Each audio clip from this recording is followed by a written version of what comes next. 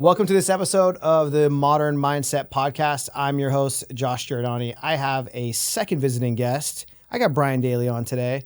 We're going to talk all things building a business. He has a great flipping operation here in San Diego, someone who I look up to in the industry. We'll talk about market a little bit because he has a report called Real Report that he sends out to local people here in San Diego. So welcome. Thank you, Josh. It's good to be back. Of course, man. It's been a long time. We were trying to figure out if it was number two, number three, number four. It was number two. I'll claim number one if you let me, but I don't think it was. I think it was number two. I think it was number two. I was actually just thinking about this in the bathroom.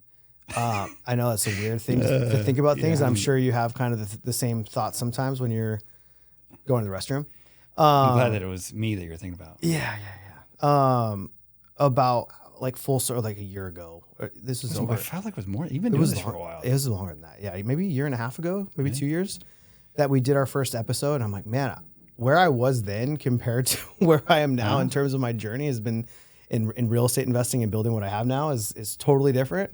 So I think today may be I don't even think I knew at that time that you were doing this full time. I think you were. I don't know if you were still in title or you just were quiet about the fact that you weren't in title anymore, but. I was still in title then. Oh, okay. Yeah. I didn't leave title until April of this year. Oh, shoot. You didn't even know that? Yeah. No, I kept that kind of on underground. I was sworn to secrecy for a long time. Oh. Yeah. Well, thanks, man, for coming on. I appreciate it. Yeah, it's fun. Let's get straight into it. Let's first, I mean, both of us are confused, just as confused as anyone else in terms of the market and what's going on right now. You put out a report called Real Report, and it goes over our local statistics. And every Tuesday, I read this report to try to engulf what Brian Daly's thoughts are on the market and what decisions he's making in terms of buying real estate. Because obviously our business is very risky. We're putting money at risk in buying assets, and hopefully we can resell those assets as profit. So the market is very important to us in terms of what we can pay for deals right now. We really haven't seen like inventory levels go to some crazy level, but we've seen interest rates go up, but we haven't seen them come down with the Fed. What's your... So you know how I know when the market's funky is when all my conversations are around Real Report. Like when the market's great, or when people understand at least what's happening with the market, no one asks me about it. But I get, we have a lot of mutual friends that do a lot of real estate work here in San Diego. And now when the market's like it is right now, I just get random calls like, hey, what are you feeling about the market? I'm like, well, I write about it every Tuesday, but I still don't know. Mm-hmm. So I'm sorry, that thought popped in my mind when we were asking about the market, but I don't even remember what your question was.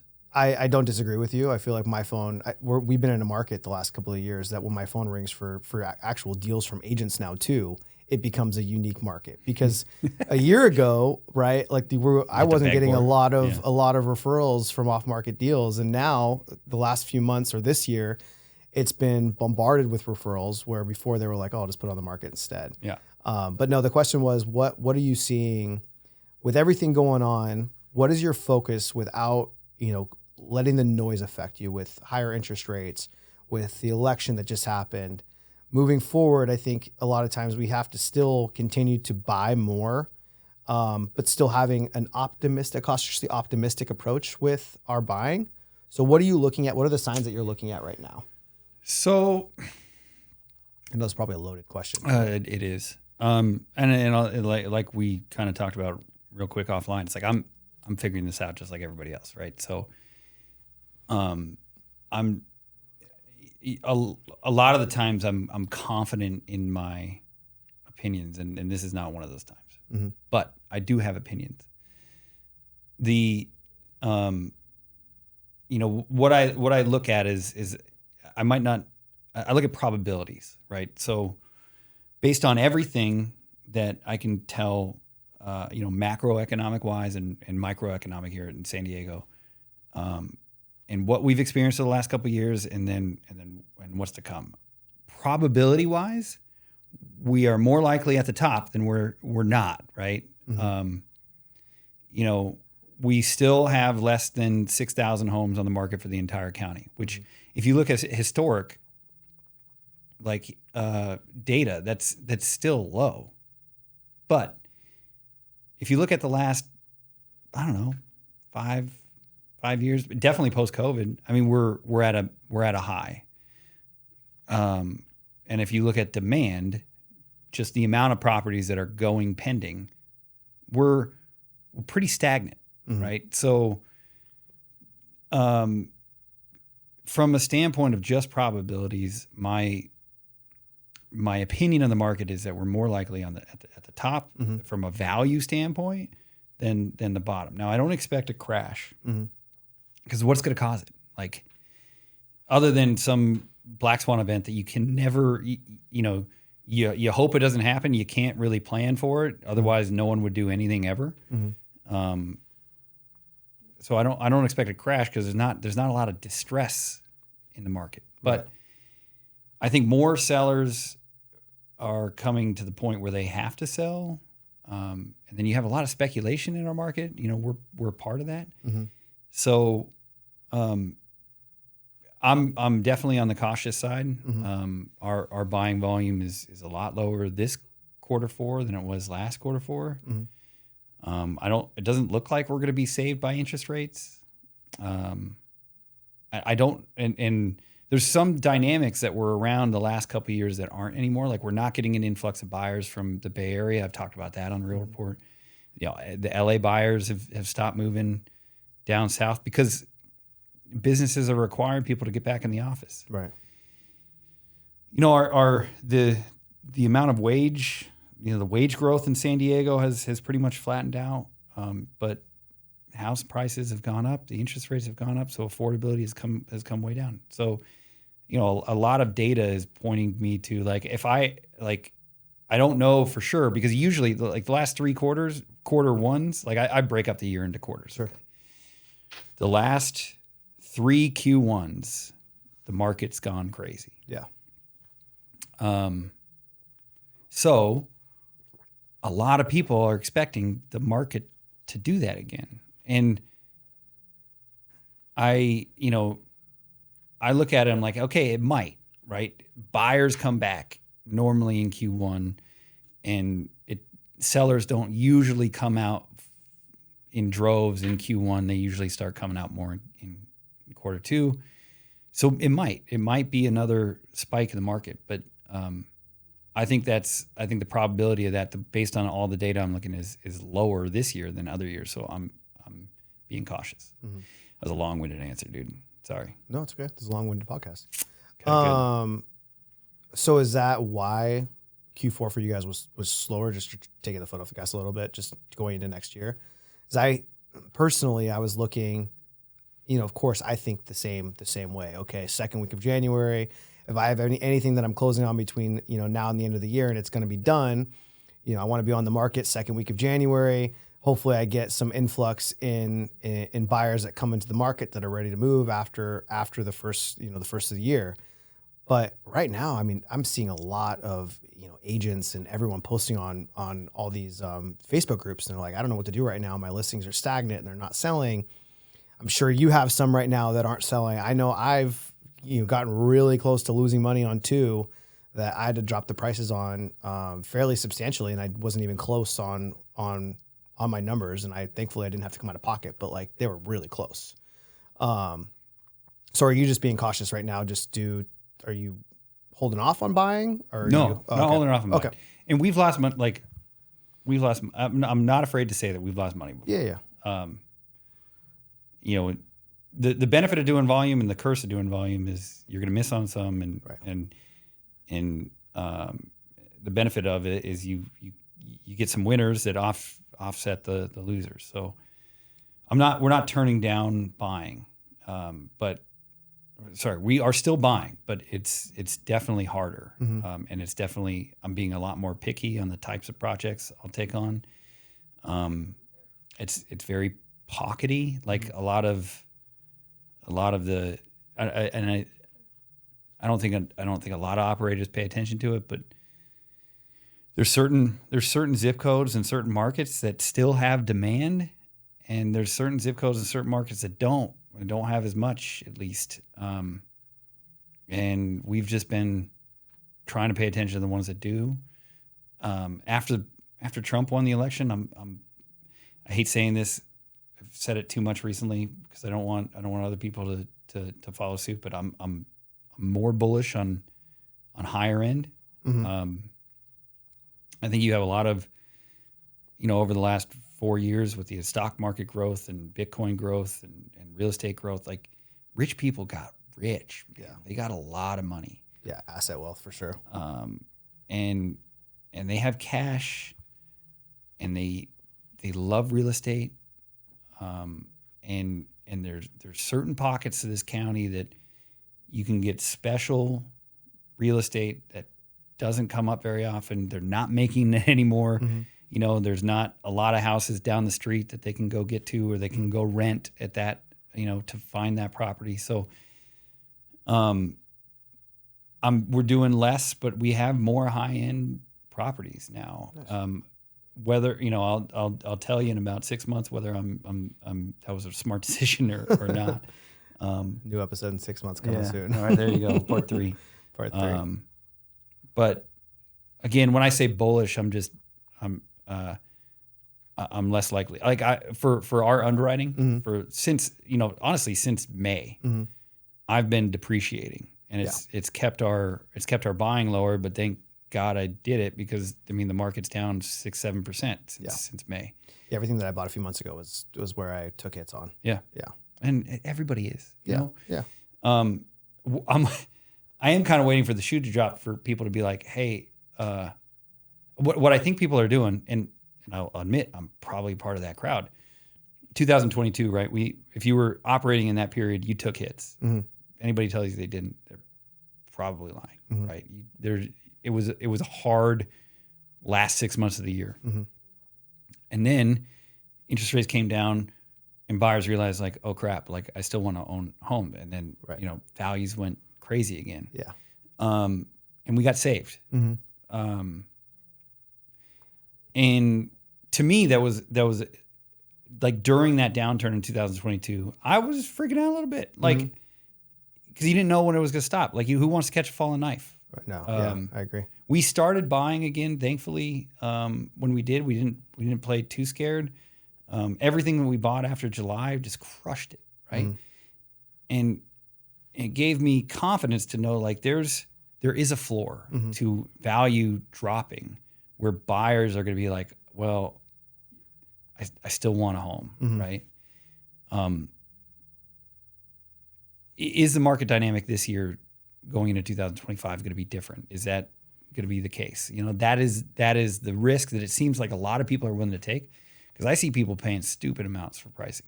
And I know you and I aren't the only ones struggling. I see the numbers where someone bought it for, where they're trying to sell it for, and how long it's been sitting. There's a lot of operators out there that have lost their ass on some projects. Yeah, I'm seeing it, and I'm hearing stories. Yeah, where I'm in a private, I don't know if you call it mastermind or whatever it is, with a bunch of operators in the county, and there's definitely some, like, everyone's being vulnerable in there. That's good. At least, you want to get around people that are at least talk real, Yeah, they're being vulnerable in there. And this is kudos to you for not doing it. I know we talked about this in the last podcast, but there's no way that, because you talked about stop buying, and for me, like, I haven't been able to stop. I stopped buying, but I still lock up deals and I still have to wholesale them. So, like, I haven't been able to I don't take my foot off the gas. But crazy that you guys don't even have that part in the business or in the operation, because all your business is free referral business, which is crazy. And I think we were going to talk a little bit about that for Bill. We can actually get right into it, because I think San Diego is one of the coolest markets, in the sense that, and you did direct to seller marketing in the beginning when you and I first met, and you guys spent a ton of money on direct to seller, and you guys pivoted to basically free marketing channels, where now all your business is based on referrals and creating value for your referral partners, and not having to spend, like what I spend in a month now, like I'm sure is probably close to what you guys spent back in the old days. And having that overhead, and if you don't get deals or whatever happens, it's a scary thing. So let's talk about. We can both share, because we both get a ton of referrals from from realtors and free business that way. What was the mindset shift from going from, or business shift in general? Because I know, obviously from KPI standpoint, building a direct to seller business versus building a referral business, very different. Yeah. Yeah. Very different. Yeah. I mean, completely different business models. Yeah. So what made you change from doing direct to seller to referral only? Well, so my original experience in direct to seller was like in 2013. Right. We started 2013, my previous company. And at that time, it was like it's funny. What we were doing with direct to seller was relatively cutting edge. Like, the way we were doing it at volume and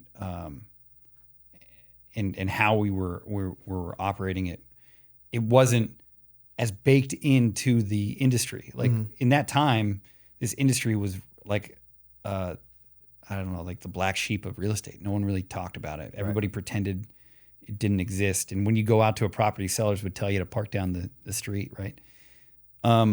So in 2013, 2014, when we started going heavy in direct seller, it wasn't as saturated.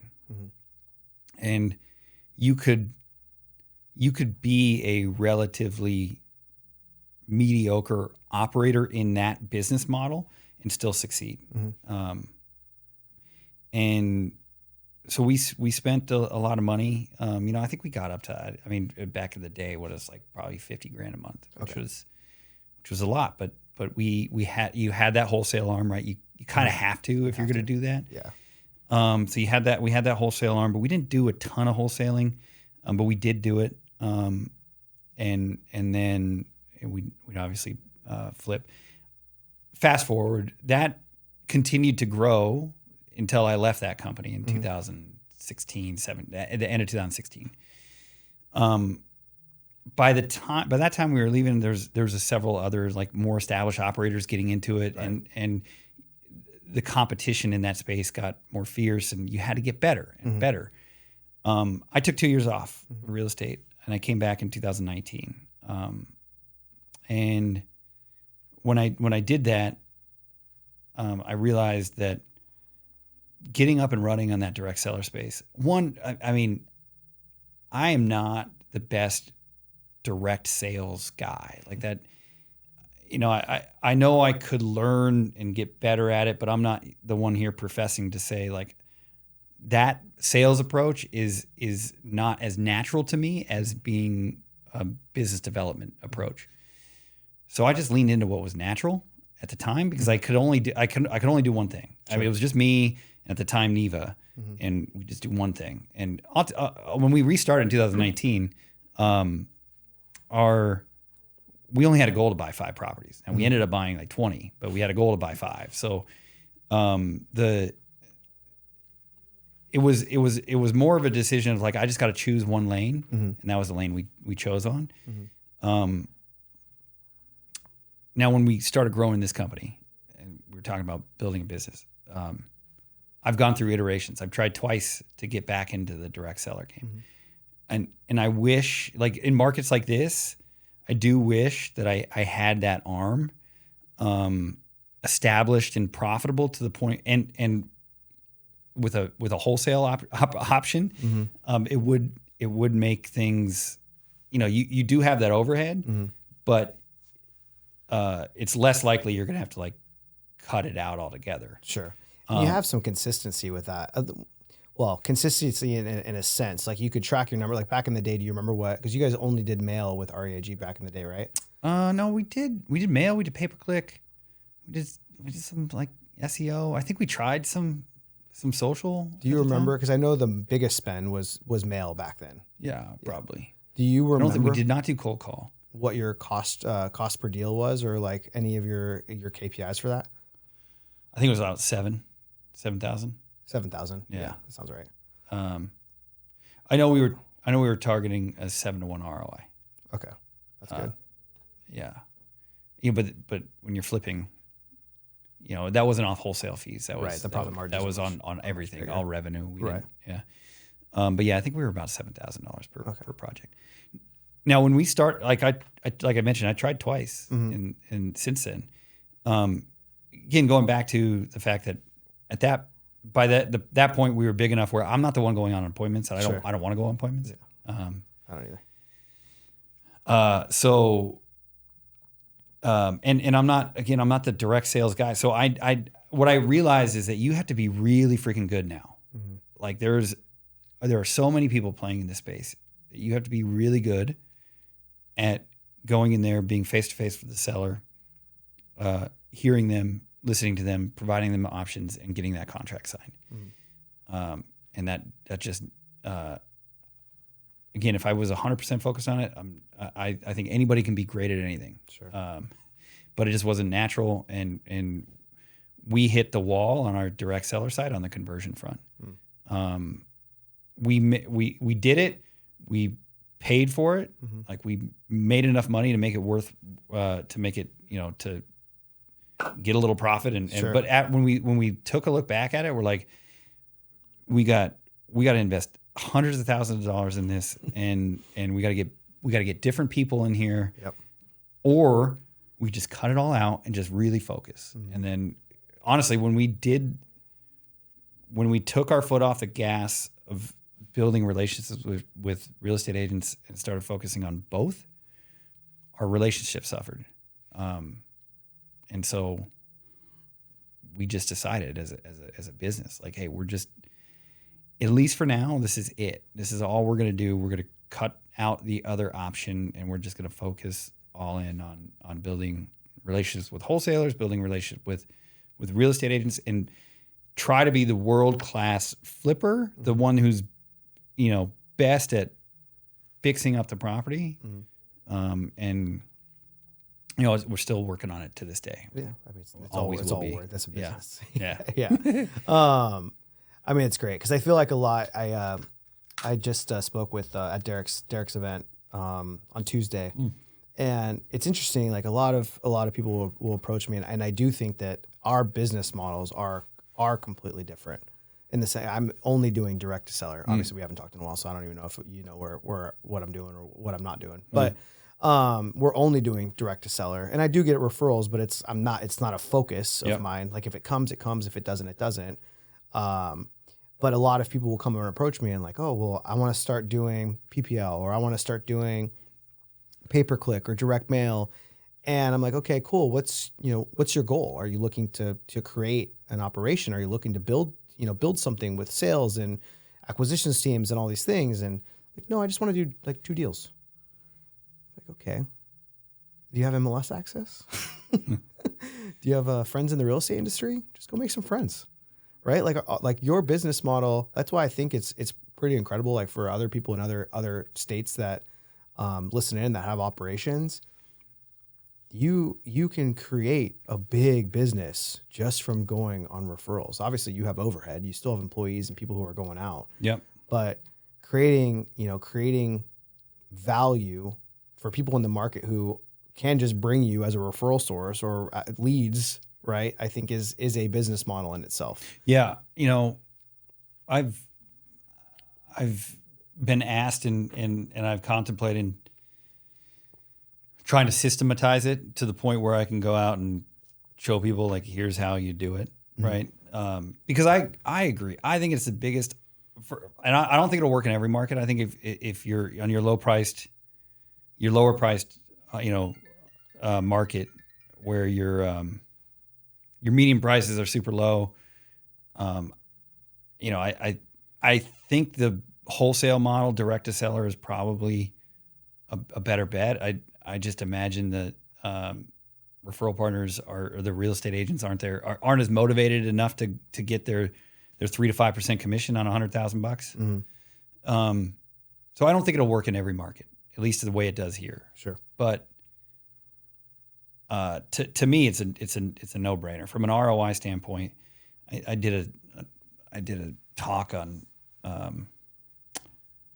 at Collective Genius, right? They had me do one of their track presentations, and that forced me to go look at our numbers. And I wish I remember the exact numbers, but from like a I could track back the ROI for we do still spend money. Like we spend money to take care of our referral partners. But that in the year that I did that presentation, it was something like $100,000 total marketing spend for the year for $4.9 million in revenue. And I do think that if you're an operator, like it really is a no brainer to add this as part of your business. If and when, like if you are direct seller only, if you can get that to the point where it's self-sustaining, it's self-improving, like you got the people in place to manage it and to run it and to go close, why not?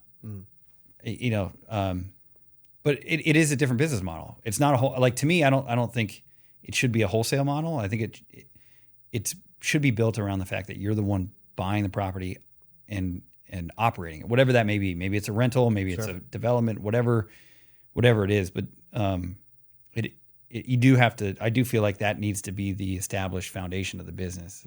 I'm sure people disagree with me, but I just I'm not a big fan of wholesaling it when a real estate agent's involved, unless everybody's like totally fine with it and it's disclosed. Oh, I agree. Sorry, I thought you were talking when you said wholesaling. I don't agree with. I thought you meant with the direct to seller portion. Oh no, I agree. Like the wholesaling with agents, it's like how are you going to keep your reputation with them, right? If you're going to sign a deal, I think there has to be a rule with that. Well, I think it's fine as long as it's fully it's just disclosed, right? Yeah. Like if people do this successfully all the time, and it's awesome.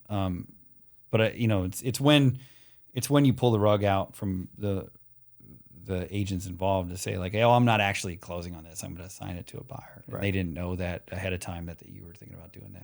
I think that's a little. Yeah, I agree. I think even disclosing it, like even if I decide, there was one recently where I decided last minute that I was just like, this is too much work. I'm not willing to take on this big of a risk. I told the agent I was close with the team lead. So I called the team lead first and I kind of explained everything. And I was just like, dude, if this will hurt our relationship, I'll do the project. But at the end of the day, like I would just prefer to assign this. I do have a buyer, like I can assign it to. I'll just give you a different listing of mine that I have from direct to seller that I'm closing on. So I gave them 2 more listings. But I think those, thankfully, they said like it wouldn't hurt the relationship. But like some of those deals where you go through inspections, and you're like, oh man, you just found $50,000 of foundation work. And it's in one of those zip codes potentially that you don't want to target right now with less demand. Those are like, it's kind of like, you kind of got to weigh out your options a little bit. Like, do I cancel or do I sign this for $40K? Well, yeah. I mean, again, I'm not, if you're going to build a business, I just don't think you should build a wholesale business model on the back of the real estate agent side. But I understand, like that stuff happens. Yeah, it does. I mean, we get, usually this is during contingencies, but there's, if we're in contingencies and we find $50,000 of work, something has to change. Right. It's like right. We didn't pencil that in. We've lately we've taken a couple down that we're just doing like quick wholesales or maybe not even that. Like we're just cleaning it up and going to put it back on the market instead of wholesaling it. Like we're going to perform. But yeah, because it's a big project. Yeah. I've had a couple of those. I've had a couple of those recently. It depends, I guess. Some of them I like. Well, I don't have any inventory. I have only two flips right now. Everything else is assignments. But as you were talking about numbers, spending $100,000 for over $4 million in revenue, I'm like, I think I've spent just under $600,000 this year, and we're just under $3 million in revenue. So it's still pending and close. I mean, it's still obviously makes sense, but to spend 100, I mean, what is that like a 50? It is. It's crazy. Yeah. But we also need more. The way we do it, at least you don't need it, but to scale it, you need more people, right? So we have more people supporting those relationships. So, if I throw those, those numbers in there, it goes up. So I mean, it's numbers. As long as you're making ROI, as long as it's profitable. Yeah, it's good. Maybe not run it like a 20%, but like 50 is probably good. Yeah, or more. It's 600 to $3 million is nothing to balk at for sure. That's good. No. So what is like, how would you, if someone's starting out fresh, let's say they're in LA or Riverside or a different market, and they were looking to create relationships, like what was your sweet spot with going into meeting, and I'll share my side too, going into meeting agents, building connections and creating those opportunities, for you guys to buy flips for them? Yeah. I mean, I've been doing this for so long that, I mean, a lot of the relationships that I have, I still, they've just generated organically over, since 2011, since I've started this.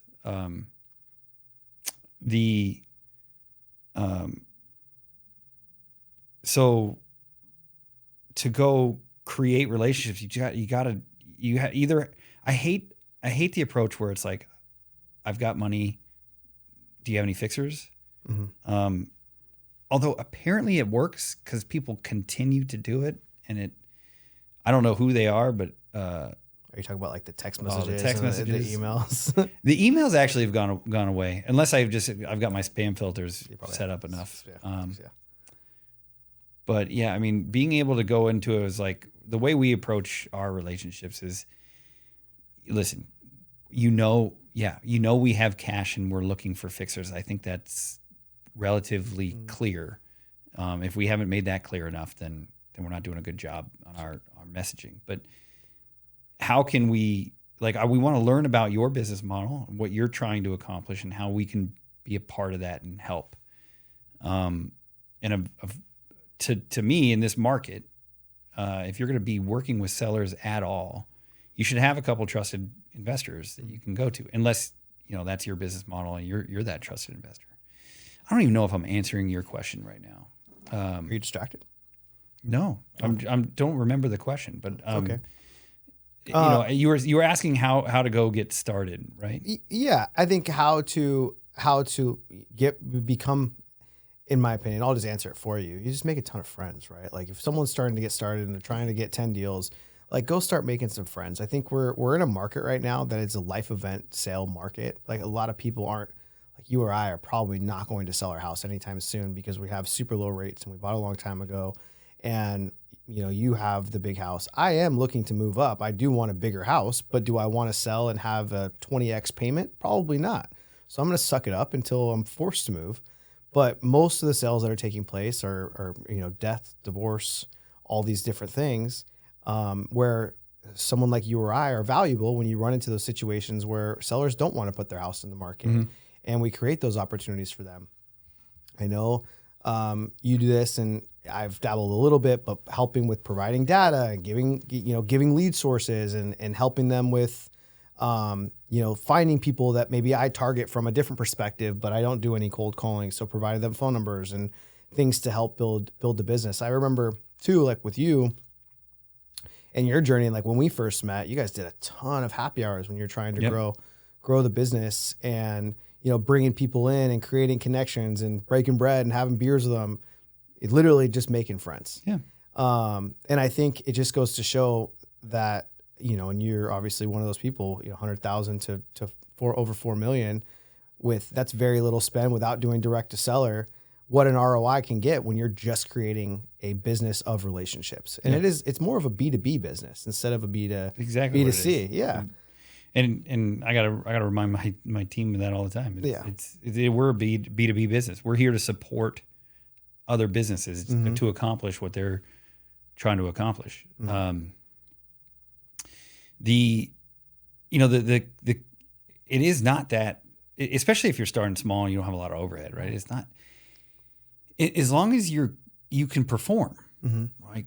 You go make friends and you let people know, like I'm looking, like I want to flip houses, or I do flip houses, and I've got the money and I'm looking for a project, and don't be that guy that just asks for fixers and nobody knows who the hell you are, and you're right. Yeah, go to networking events, go to happy hours, right.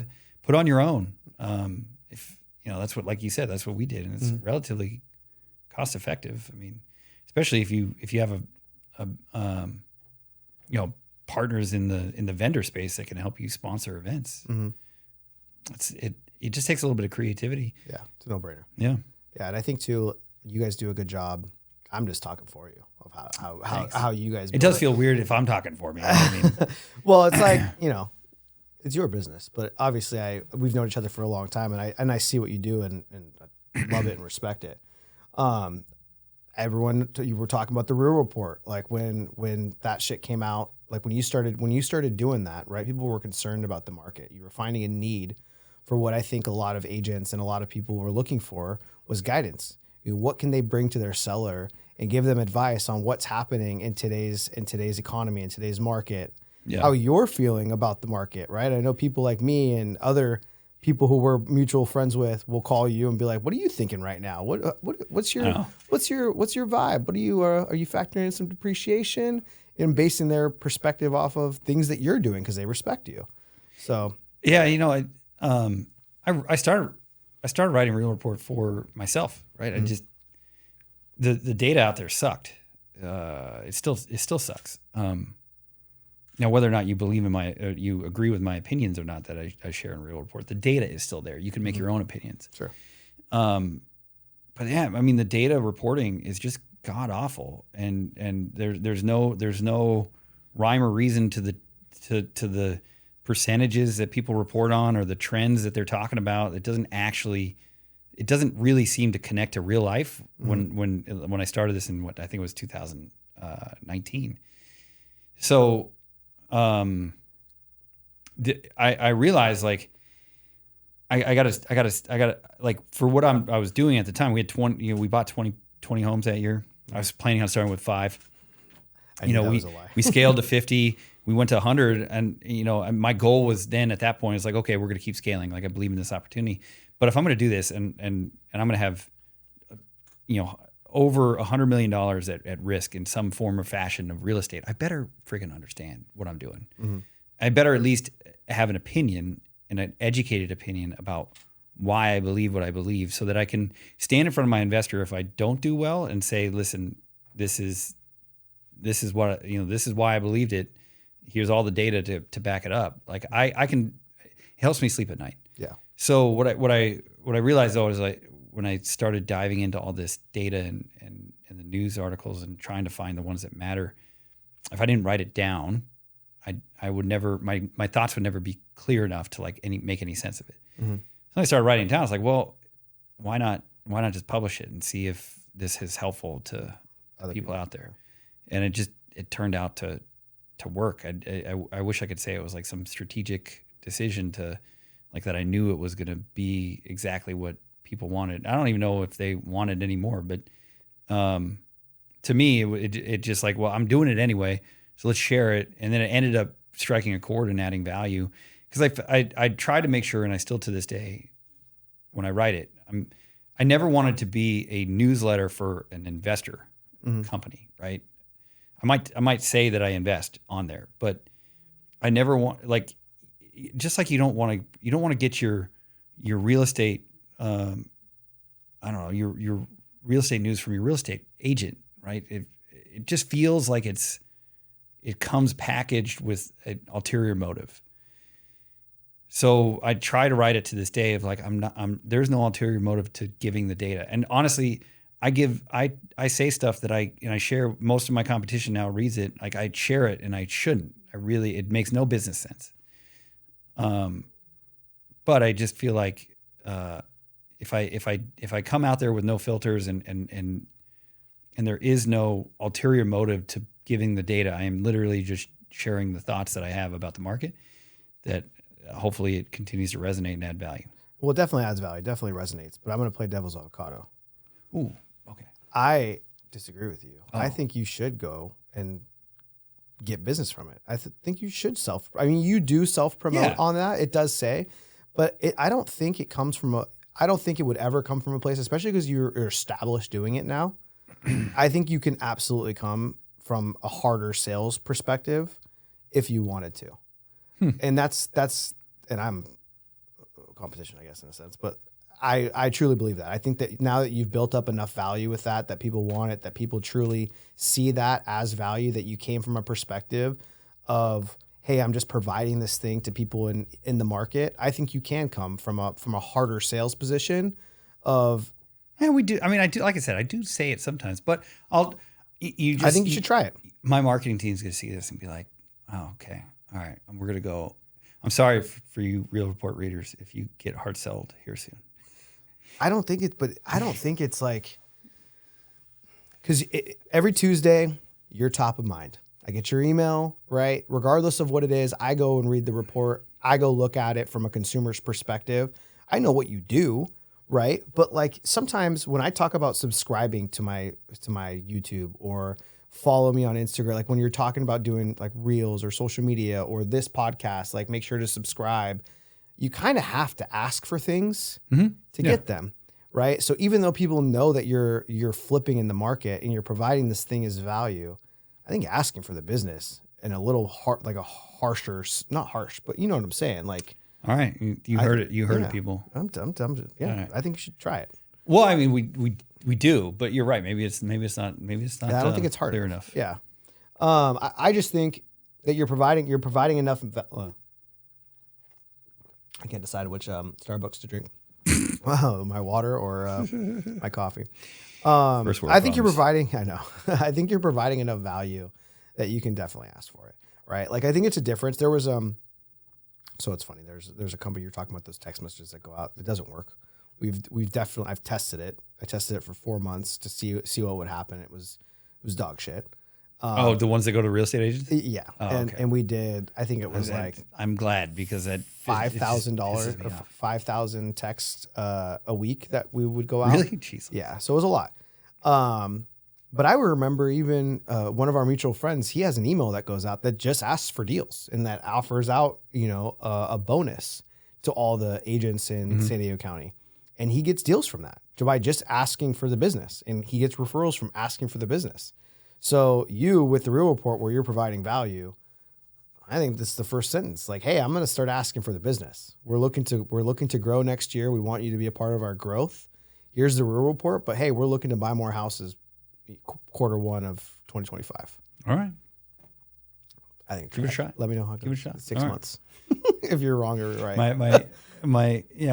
So my marketing guy came from Digital Marketer, the company. Mm-hmm. And he's like, the fact that you've got 5,000 people on a newsletter and that you get 60% open rates is stupid.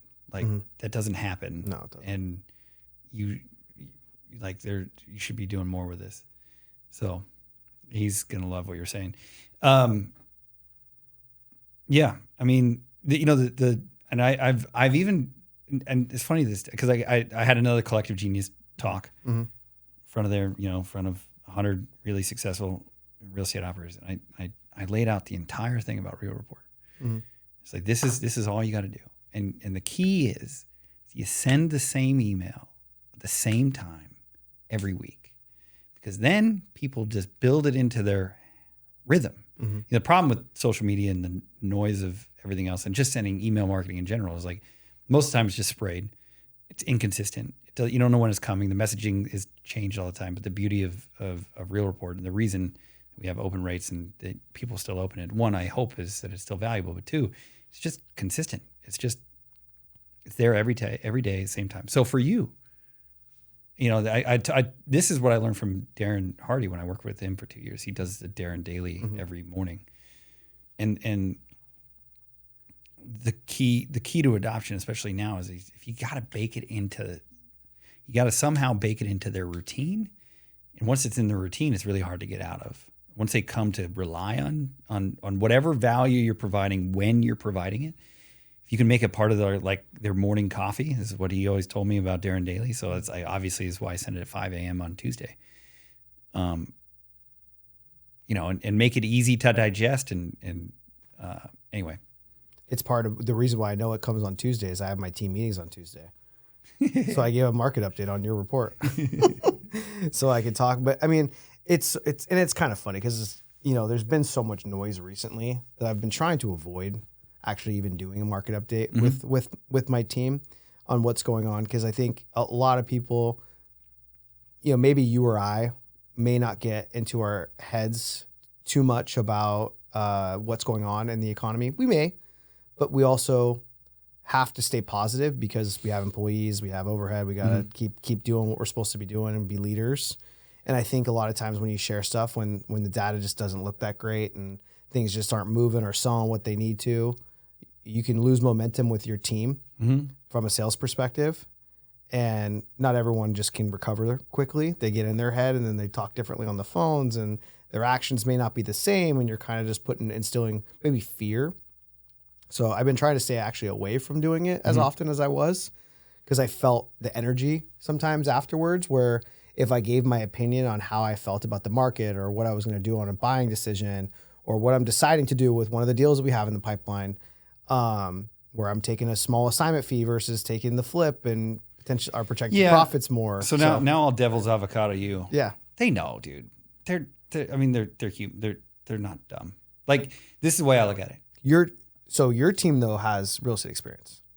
Yes. My entire acquisition team did not have any real estate experience. Well, so I've trained up on all mine. So it is a little different. They can hear in the noise when it comes to the election. Yeah. But not necessarily maybe the economy and what they feel in terms of spending and how much things cost. Yeah, I mean, you should only share what affects them. Like, what do they really need to know to do? Like, for us, we're buying all the properties, right? Taking title to it. We're putting people's money at risk. Right. So, I try, and again, you said it. You have to. I'm not always successful at it. Where you have to maintain an optimistic outlook given the realistic environment that you're in. And sometimes that can come off as pessimistic in general, but it should be, and what I try to do is like, hey, here's reality. This is what we're dealing with. We got money, people's money at risk because we raise money. We're gonna be good stewards of that money. So we're gonna embrace reality and be optimistic based on that reality. And that means we'll still buy. We'll go buy. It's gonna be harder. It's gonna be harder. Yeah. And the key to that for us is always like this too shall pass. Like the hardest, doing what we do in real estate, the hardest period is, I think we talked about this last time, is the curve of whatever's next, right? Because there's the unknown, and then there's that period where the sellers think their home's worth this, and you think it's worth this, and it's going to sell for this down the line, but they're still seeing these values over here, and so volume is hard to hit. You got to be more picky on your buys. So that period is the hardest, but you can do, even if values are falling, you can do this business. Do you feel like that the last 2 years has been on that like slope? We're trying to figure out where. I feel like again, it's funny if you asked me in 2022, I thought that was the top. But if you look back at most cycles, there's usually a double top, and then the second top you usually hit the bottom, and I feel like that's what we got, right? Gotcha. So we hit a top in 2022. Market realized like, hey, we're not done going up yet, and then they went up, and now we're in 2024 and we hit a top. And I do feel like, again, probability wise, I don't expect a crash, but I do expect we're not going to get back up to that top that we hit in 2024, unless we get surprised by those rates coming back down into the 5 range. If we go below 6 going into a buying season, it's going to go crazy again. I just don't know how anyone can let it get like that. What? Like our government, how they could let, like, I just don't rates see coming down again. I don't see. Yeah. How is that? I just don't, and this is me being pessimistic. I just don't see that. Like, I just don't see rates getting down into the 5% range. We'd have to see either dramatic inventory increases, right? Which then means that prices will go down. Rates have nothing to do with housing inventory. No, I know that, but like I'm talking about a recession, like a bigger recession than what we have. The only way that I know for rates to come down is if the economy starts looking like crap. Right. and it was this summer, and now all of a sudden it's got new legs, right? They reduced the rate and gave the economy more juice, and so it's on fire again. The what I don't understand though is you got a wild card in Trump who's got the House and Senate on his side now, and you know he wants to do whatever he can do to support the economy. And he's throwing out some wild ideas, and the biggest thing affecting the rates right now is government debt. If he successfully shows that he can reduce government spending, I think you're going to have an influx of people going to treasuries. That could be that catalyst that drives rates down. I don't know. If that was to happen, it could go the other way too. I have no idea. I agree with you. One of the things that I was going to say, because all of the numbers, like the economic numbers, keep getting redone like a few months later. Like the numbers will come out, and then all of a sudden job reports they'll just come out, and then they'll look like shit like a few months later, and no one talks about them on the news or anywhere.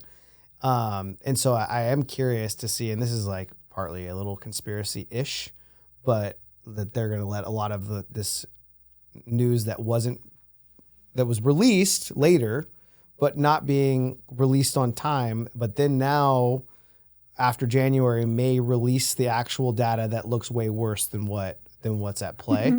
But that's just a little conspiracy. It's funny because one of the departments that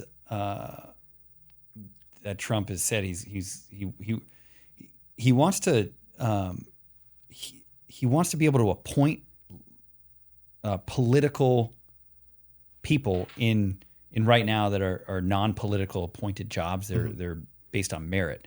So he wants to change a lot of that. And one of those is the BLS, which does a lot of the data. There's a lot of reasons that should not happen. It should be an independent, non-political organization, because once you start not being able to trust data, that it's being influenced like this, there's problems. Yeah. Like the thing that will tear this country down faster than anything is a lack of trust of institutions that people need to trust to be able to live. And when there's trillions of dollars at play in the markets, and your data is, if that data like that's why, like, again, I can go deep into this whole, we won't do this because the whole sowing doubt into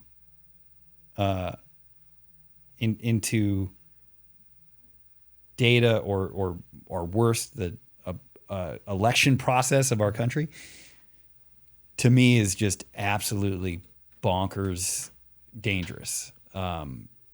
Because unless you're really founded, unless you have clear evidence, it's just and I'm not talking political here, just in general, getting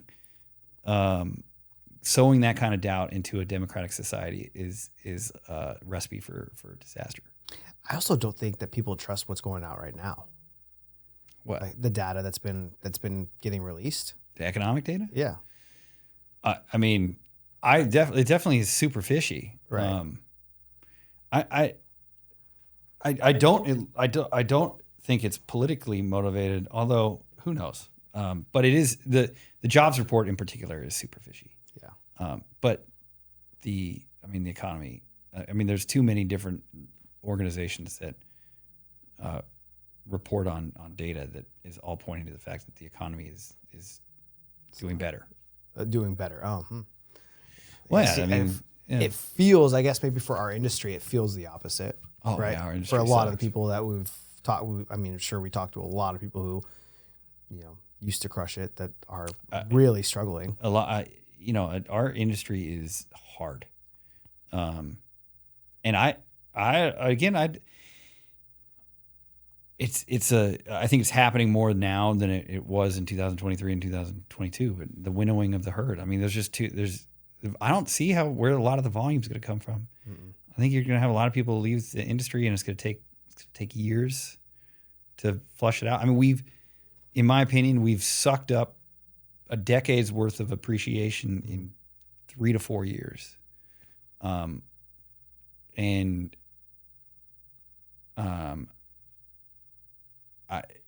I think that is going to stagnate the amount of supply and demand for a while, where we're just going to have to get used to lower volume. Hopefully a little bit more than it's going on right now. Yeah, it's pretty boring right now. Yeah, but I mean it it's like one thing that sticks with me often from my time with Darren Hardy is the fact that people underappreciate how much timing has to do with success in business. And I try to remember this so I don't get full of myself. I started in real estate investing in 2011. The biggest bull market in real estate since then for the longest period of time. I was in real estate in 2005, so I have the experience of going through that crash, but I was young and I didn't have exposure to that market like I would now if we go through that. But I try never to forget the fact that timing has more to do with success in business than most people give you credit for. And so you have to be very clear about timing. And this goes across all businesses. Like AI right now, NVIDIA is just happened to be in the right place at the right time. And now they're the biggest company in the world. They did gaming chips or something for the longest time, right? Like timing, people can talk about great marketing and sales techniques and all this stuff. And it matters. But the trend that's happening behind the scenes of just market demographics, post-COVID, where everybody was like, oh, I need to move. That timing is crucial to, I know, a lot of our success, and it's hidden a lot of, our mistakes. The key going forward is going to be, well, like, how good really are you? Because the timing isn't going to be behind your side. You have to be able to withstand the shitty markets, the good markets, any market that you're put through, and just make the correct decision going through those. Yeah. Right. And like, I think as long as you can withstand all of our shitty markets that we've had, and I didn't know what I didn't know in 2005, 2006, 2007. Yeah. But looking back, as long as you could have withstood the pain going through, let's call it a 2 or 3 year period, and right, you looked up. So I think real estate values fell until 2012. It was about 5 years. But they didn't fall. They fell fast the first year. Yeah, they fell fast in 2008. I think it was like 38%. Yeah. And then that market, that is a once in a lifetime event, right? Sure. But all I'm saying is if you could withstand that market, you watch that drop 38% in 1 year, and the next year you're factoring in your depreciation when you're making, like for you and I, making buying decisions, and you can withstand those next couple of years with still being profitable. Afterwards, you're going to get some great deals being conservative going into those markets. Yeah. And you're going to withstand some, you're going to go through a good time. Yeah. So we can do what we do in any market, but probably not at the same volume. I don't think you'd want to. No. I think we're approaching a real estate market that could be very similar to like the early 1980s, where it's just lower volume, stagnant sales, real prices came down a little bit. Nominally, it was basically kind of flat. It's like a few percentage points, I remember. Yeah. But it was over like a 5-year period. Like it was just a boring, low period. But who knows? The thing that is just such a wild card for us is that demographically, there is still a lot of demand. They just can't afford it, right? It's not that they don't want a house. They just can't afford it. Yeah. So if something changes again in this whole interest rate, affordability, equation we're not expecting, then again, we could have another boom. Who freaking knows? Yeah. Yeah, we'll see.